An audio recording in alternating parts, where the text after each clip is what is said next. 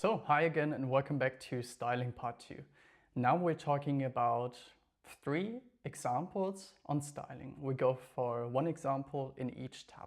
So we're going to style the general look and feel of our project. We're going to enter some rules to only show activities that we are personally assigned to.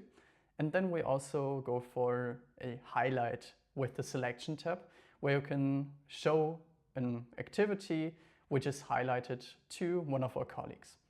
So let's go through it one by one. The first thing is, in our overall project, we would like to have the activities and basically all the bars in a greener color. For this, we go for the color and the background color and change it to a green. So I copied it over here in the hex color, and I see the color changes to this green tone.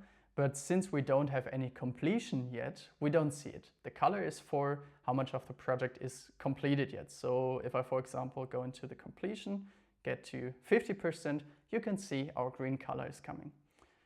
But we also want to have the background color. And for this, I can drag and drop the color from our color to the background color.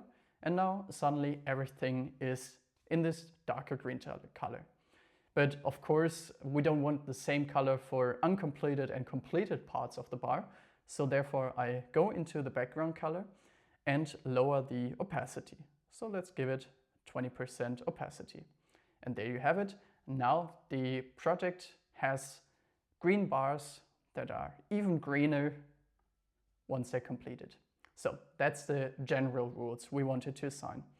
Next up, we want to go by rules. And for this, we want to see, let's take Mickey Mouse, for example. We want to see which activities he's assigned to. So therefore, we can set a condition. And this time, let's check, do we have a condition that makes sense? No, not yet. We can see, okay, if it's in the critical path, it has some certain styling elements. That's the same as pressing on the bolt over here. But we can also go for different things. Since the rule with our resources is not yet active or not yet existing, we can click on Edit and set a new style condition. So I click on the plus icon, Mickey assigned, that's what I call it. And now I can click on the magnifying glass. And now I can see, okay, if all of the conditions are true, the activity has. Now I type in resource,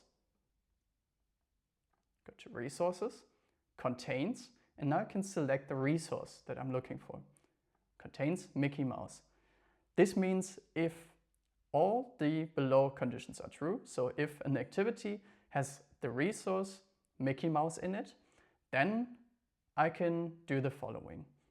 And now I click on close, go to the conditions, and down here, I see a new condition called Mickey assigned. I click on it and I can change it as much as I want. So for example, this time I want to change the border width. Let us say 2 points to make it obvious. And I see directly these activities are assigned to Mickey Mouse. I can change it as much as I want. I can give it a different border style. I can say it's the dotted style. I can change radius, the border color. I want to be a bit more in this green tone. Let's just go with this. So you can change it as much as you want, be as creative as you want with that. That's the second type, rules. Basically set a condition, and if that condition is true, you can change the styling for that. The third type is for the selection. So let's go for a different one. Let's maybe go for utilizing social media. So let's say you're talking with your colleague about utilizing social media and you're missing some key information. You may ask them, hey, look at firstly line 20. This is number and that's line 20 then. Or you can say, hey, I've selected a activity for you. Please have a look at it. There's some attachments. Maybe you can add some further information to them whatsoever. But to have this selection more visually appearing, we will now go for selection, change the color again, maybe give it a bit more yellow, and do the same to the background color. I know it's yellow greenish, but yeah, it's the same, doesn't matter what color it is. So therefore, this is how you can then apply styling for a selection only. All three stylings have a use case, I would say, but I would highly suggest you to make it as automatic as possible, as dynamic as possible. So therefore, whenever you don't want to manually apply the styling, just go for by rules or apply the styling to the general project. So there you have it. That's styling in Merlin Project. If you have any further questions, feel free to ask us via email or LinkedIn. We're happy to help you out. See you next time.